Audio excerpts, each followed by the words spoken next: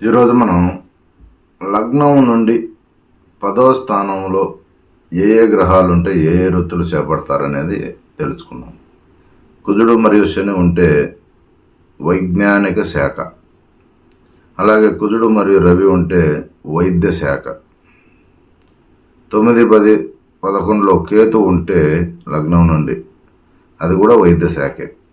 కుజుడు మరియు గురువు 10లో ఉంటే లగ్నం నుండి వీళ్ళు బ్యాంకింగ్ అంటే బ్యాంక్స్లో జాబ్ చేస్తారనమాట.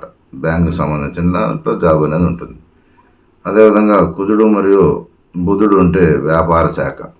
అదేవిధంగా కుజుడు మరియు శుక్రుడు ఉంటే సంగీతము, కావ్యము, శిల్పము లాంటి శాఖలో వృత్తులు చేస్తారు.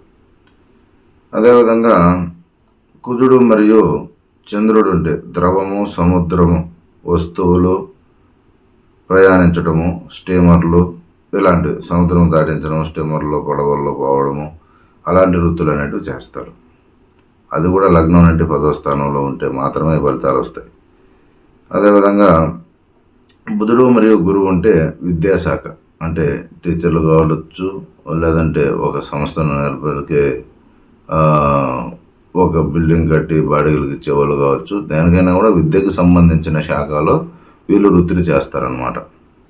అదేవిధంగా కుజుడు మరియు శని ఉంటే రాజకీయం, భూ ఆస్తి.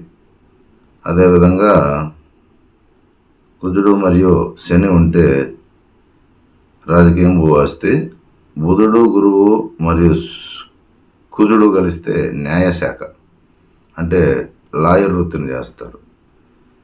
అది 10వ స్థానంలో ఉంటే. శని మరియు రాహు ఉంటే చట్టముకు వ్యతిరేక శాఖలో పనిచేస్తారు. కుజుడు మరియు రాహు ఉంటే సినిమా శాఖ, చలనచిత్రాలు, అలాగే పోలీసు ఇలాంటివి, మిలిటరీ ఇలాంటి వాటిల్లో పనిచేస్తారు.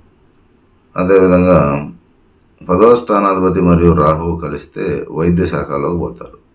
బుధుడు, శుక్రుడు మరియు రాహువు కలిస్తే వేదాంత శాఖ.